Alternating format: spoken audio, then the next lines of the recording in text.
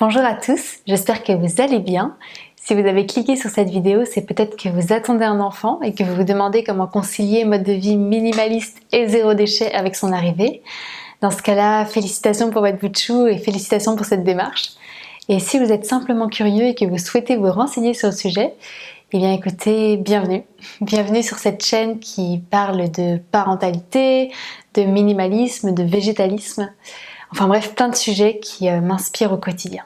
Ça me tenait vraiment à cœur de faire cette vidéo, tout simplement parce qu'on vit dans une société où surconsommer est quelque chose de valorisé malheureusement, et où certains événements de vie tels que le fait d'attendre un enfant est souvent associé dans l'imaginaire collectif à une frénésie d'achat, alors qu'en réalité il suffit vraiment de peu de choses pour accueillir en toute sérénité un petit bout de chou, en tout cas dans les premiers temps de sa vie. Un repère que je peux donner aux futurs parents qui sont un peu perdus, c'est de se référer aux besoins de votre enfant dans les premiers temps. Et votre enfant, il a vraiment besoin de peu de choses. Il a besoin d'être entouré d'amour, de sentir votre amour, de sentir la sécurité de vos bras. Il a besoin de manger à sa faim, de dormir beaucoup, d'être propre et d'être couvert, d'avoir bien chaud.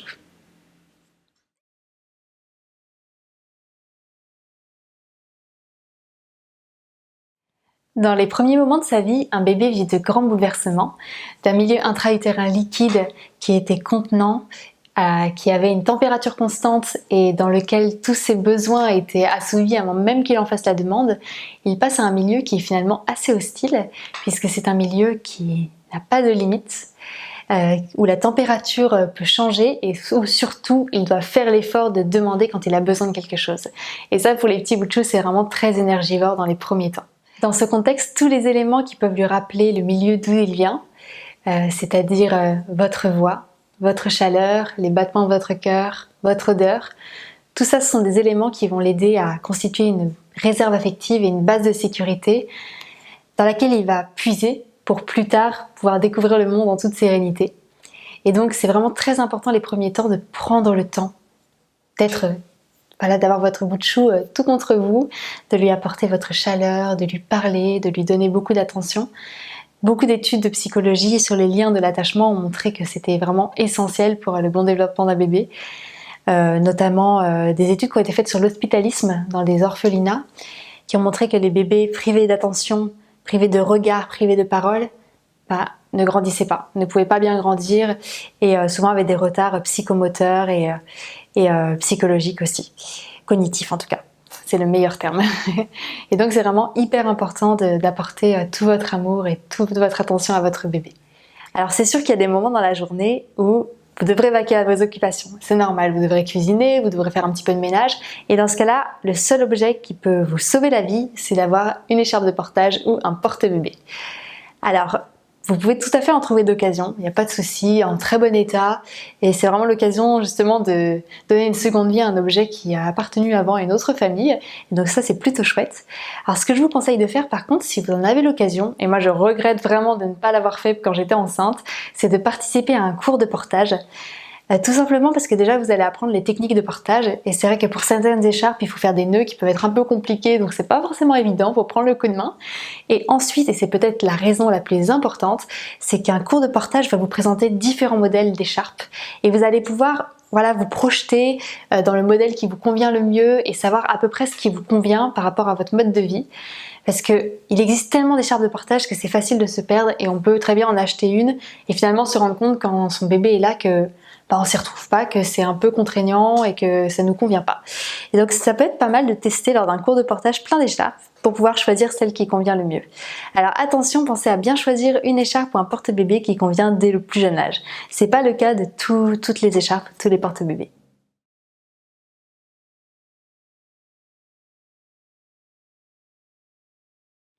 Votre bébé a ensuite besoin de manger à sa faim, de manger suffisamment, à la demande, quand il en a besoin.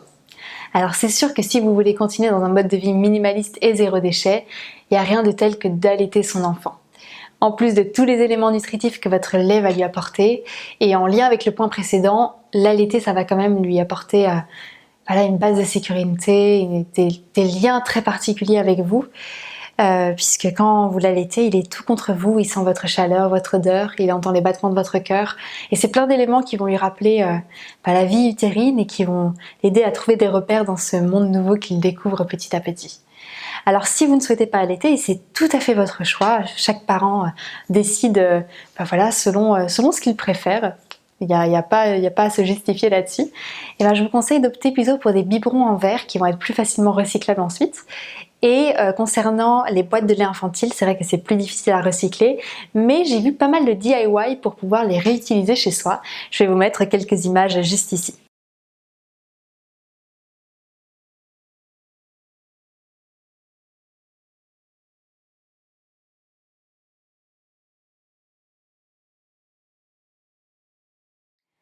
Un autre des besoins de votre enfant est de dormir beaucoup. Un enfant, dans les premiers temps de sa vie, dort entre 16 et 20 heures par jour. Oui, c'est énorme et c'est tout à fait normal puisque des études ont montré qu'une certaine hormone de croissance est sécrétée chez les bouts-de-chou dans certaines phases de sommeil profond. Et donc, si votre enfant dort beaucoup, c'est aussi qu'il grandit beaucoup. Donc, c'est tout à fait logique. Alors, pour répondre à ce besoin-là, c'est le plus basique, c'est d'avoir un lit où poser votre enfant et où il peut être confortable. Nous, on a opté pour un lit de cododo qui nous a, et on a eu de la chance, qui nous a été offert. Il était sur notre liste de l'essence. Donc merci beaucoup à mes parents de nous avoir offert ce lit qui est vraiment très pratique. Mais libre à vous de choisir le lit qui convient le mieux et avec lequel vous vous sentez le plus à l'aise, qui correspond à vos croyances autour de l'éducation de votre enfant, etc. Donc vous pouvez choisir vous pouvez opter pour un lit à barreaux, pour un lit de cododo, vous voyez ce qui vous semble le mieux. Alors vous pouvez tout à fait trouver ces lits d'occasion et en très bonne qualité. C'est vraiment, je trouve ça vraiment chouette de pouvoir donner une seconde vie à des objets qui ont déjà été utilisés et qui sont pour la plupart du temps en très bon état. Et il faudra aussi que vous optiez pour un matelas adapté. Et je vous conseille d'opter pour 2 alaises et 2 draps. Ça vous permettra de faire un roulement. Mais là aussi, c'est facile d'en récupérer. Si jamais vous avez des amis qui ont eu un enfant et qui ne souhaitent pas en avoir et qui souhaitent se débarrasser du matériel qu'elles ont utilisé, n'hésitez pas. Ça peut toujours faire des heureux de part et d'autre.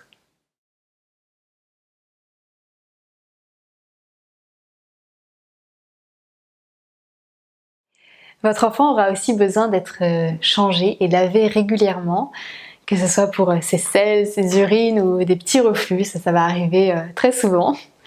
Alors pour ça, ça peut sembler peut-être compliqué, mais vous pouvez aussi opter pour du zéro déchet et rester minimaliste dans ce domaine-là. Déjà, au niveau du bain, je vais commencer par ça. Votre enfant n'a pas besoin d'être lavé régulièrement. Un bébé a la peau sensible et un bain tous les 2 ou 3 jours, ça suffit amplement. Alors nous, dans les premiers temps, on n'a pas du tout utilisé de baignoire en fait. On a utilisé notre douche et on se lavait avec bébé. Je vais vous faire une petite vidéo à ce sujet pour vous donner une astuce parce que franchement, on avait utilisé une baignoire dans les premiers temps et avec les changements de température et tout, Gaspard n'appréciait pas du tout les moments de bain alors que c'est censé être des moments de détente. Et donc finalement, on a trouvé une technique pour se doucher avec lui et on a vécu des moments comme ça de partage avec lui qui étaient vraiment super et donc je vous ferai une vidéo à ce sujet. Mais si vous voulez acheter une baignoire, parce que de toute façon vous en aurez besoin à partir des 4-5 mois de votre enfant, c'est sûr, je vous conseille d'opter pour une baignoire qui a, vous savez, un espèce de... en fait, il y a une forme dans la baignoire qui permet de s'adapter au bébé, et que cette forme-là s'enlève, qu'elle soit fixée avec des ventouses par exemple, et qu'elle puisse s'enlever pour que la baignoire puisse être évolutive et s'adapter quand votre bébé grandit. Je vais vous mettre des photos pour que ce soit plus parlant, parce que je suis pas sûre d'avoir été très claire. Ensuite, pour changer bébé au quotidien, alors si vous avez la chance d'avoir votre table à langer qui peut rentrer dans votre salle de bain, dans ce cas-là, franchement, vous avez besoin juste d'un gant de toilette, de passer le gant de toilette sous l'eau du robinet, vous lavez votre petit bout de chou comme ça, directement, et puis après, vous avez juste à lui remettre une couche, donc une couche lavable. C'est quand même le must, et franchement, c'est pas si compliqué d'utilisation. Pareil, je vous ferai une petite vidéo à ce sujet, je vous l'ai promis. Et vous pouvez utiliser aussi une huile végétale pour hydrater la peau de bébé. Prenez-en une bio et de bonne qualité et franchement ça suffit largement pour les soins du quotidien. Alors si jamais votre table à langer n'est pas dans votre salle de bain, dans ce cas-là, vous pouvez tout à fait opter pour des lingettes lavables que vous faites vous-même ou que vous achetez. comme vous le souhaitez. Vous pouvez très bien aussi recycler des vieux chiffons, etc. et vous en faites des lingettes. Et vous pouvez utiliser du liniment que vous pouvez faire maison tout simplement. Je vous mets dans le i ma vidéo sur les liniments et dans laquelle je donne la recette du liniment maison. Et donc voilà, couche lavable aussi, et ça suffit largement pour les soins du quotidien avec toujours une huile végétale de bonne qualité.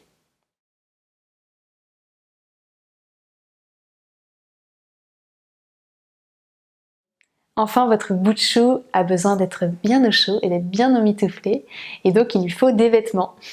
Alors nous, on a trouvé tous les vêtements pour Gaspard d'occasion, qu'on a racheté à la sœur d'une de mes collègues qui justement souhaitait se débarrasser de tous les vêtements qu'elle avait.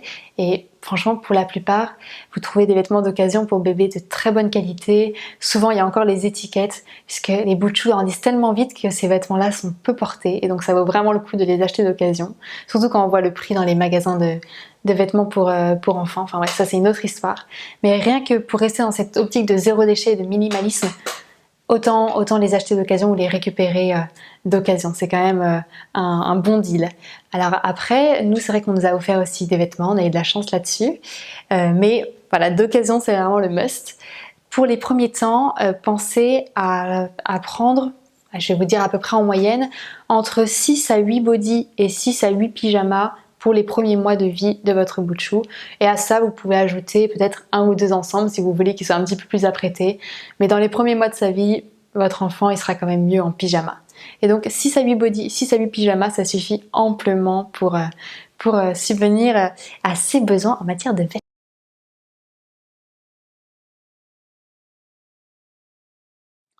Alors en bonus de cette vidéo, je voudrais parler de 2 choses. La première, c'est pour transporter votre enfant avec vous. Alors c'est sûr que vous aurez par exemple à sortir faire les courses ou sortir voir des amis, etc.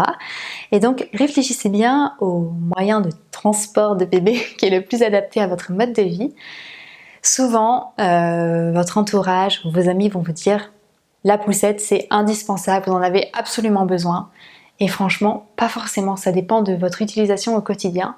Ça se trouve, vous aurez besoin juste d'une écharpe de portage et d'un siège auto parce que vous prenez souvent la voiture et basta, c'est tout. Donc réfléchissez bien avant d'acheter d'occasion une poussette ou autre, ou d'investir. Réfléchissez bien à ce dont vous avez vraiment besoin et optez vraiment pour l'essentiel en fait, de ne pas vous encombrer d'objets dont vous n'aurez pas besoin finalement. Pour le siège auto, si vous en avez besoin par contre, achetez-en un neuf puisque les législations changent souvent et niveau sécurité, il vaut mieux en acheter un neuf quand même. Le deuxième point dont je voulais vous parler, c'est vous allez sûrement réfléchir à comment poser bébé la journée quand il dort ou pour vaquer à vos occupations ou faire d'autres choses. Parfois vous aurez besoin de poser votre enfant ou vous aurez tout simplement envie de le poser. Nous, avec le lit de Cododo, en fait ce lit a des roulettes et donc ce qu'on faisait les premiers temps, c'est qu'on déplaçait le lit de la chambre jusqu'au salon et ça nous permettait, par exemple quand on passait l'aspirateur, on posait Gaspard dans son lit de Cododo, ce qui fait qu'il restait dans le salon avec nous, il commençait à s'habituer au bruit, à la lumière, etc. Et on passait l'aspirateur, on vaquait à nos occupations, il était vraiment juste à côté s'il avait besoin de nous pour répondre à ses besoins.